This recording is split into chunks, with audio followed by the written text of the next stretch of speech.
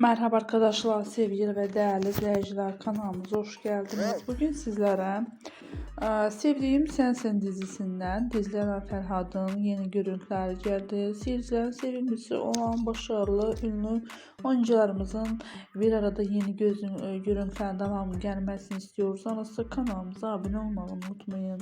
Hoşça kalın arkadaşlar, bizden bu kadar.